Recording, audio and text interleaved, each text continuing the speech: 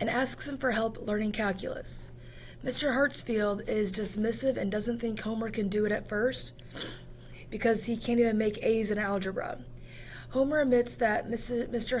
Hartsfield is right, though he points out to his friends, Quentin, Odell, and Sherman, and Roy Lee, they're all good at math.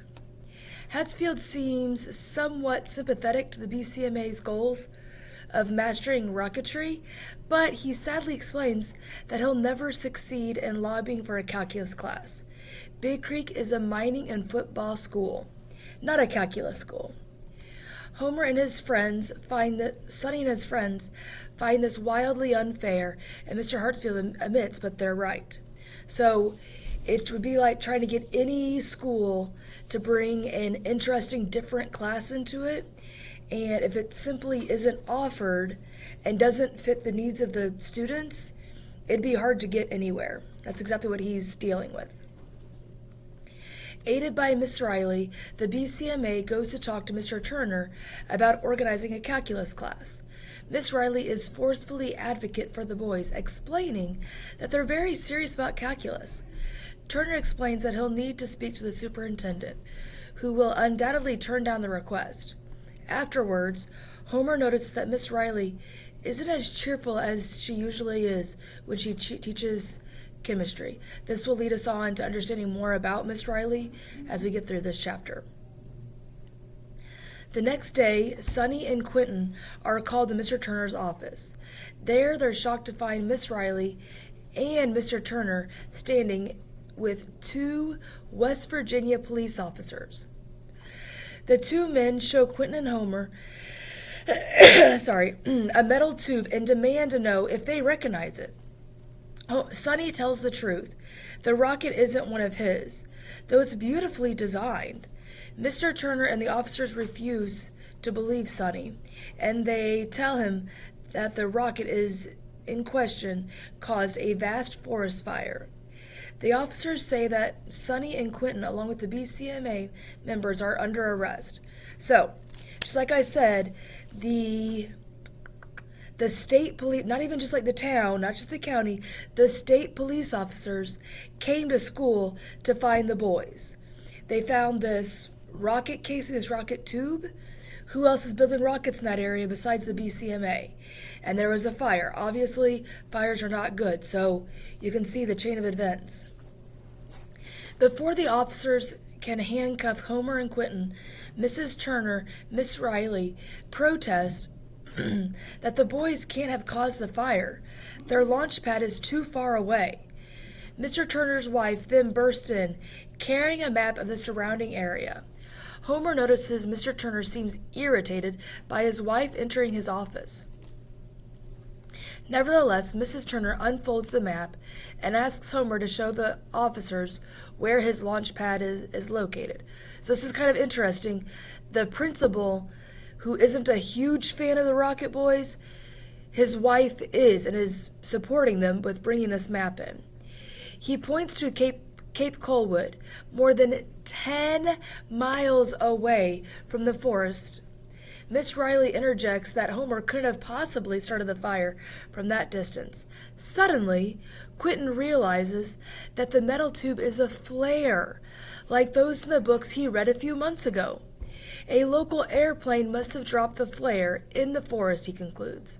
So again, reading is good. It just got Sonny out of going to possibly prison.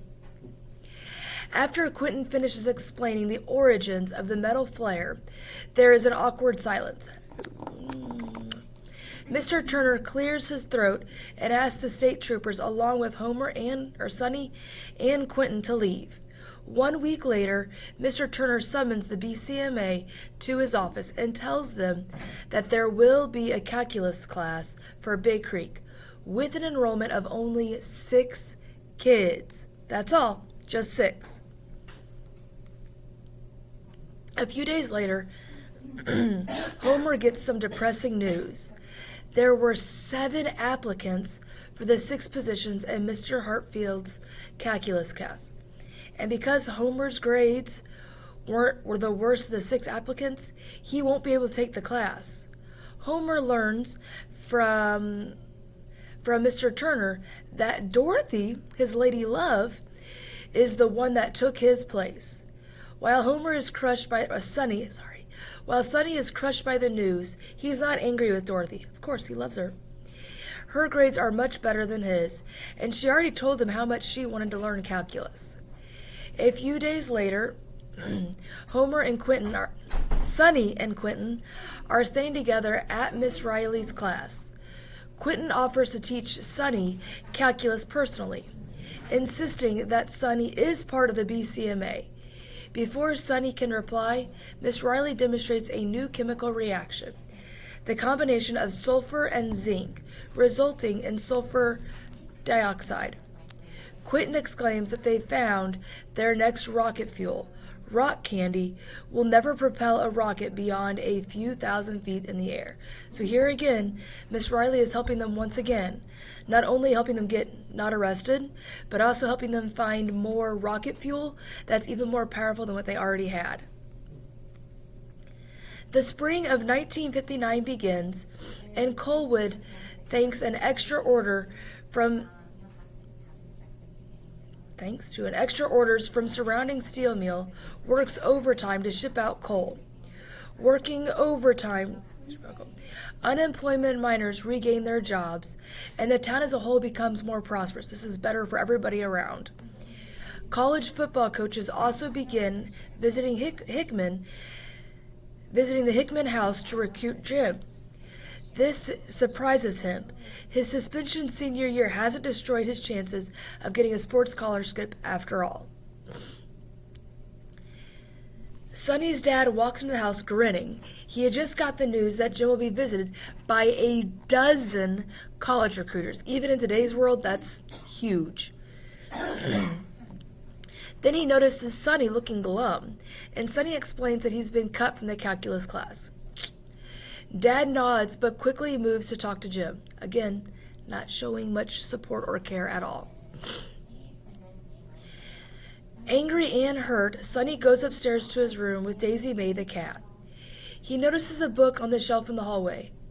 Mathematics, a guide for self-study. He leaves through it, noting chapters, handwriting in his father's hand, and there he decides to teach himself calculus. I feel like this is an important part. His dad all along has had this extra math education that we never knew about. And he just kind of keeps it hidden to himself as he sits there and watches his son struggle with these math calculations and not getting into the class.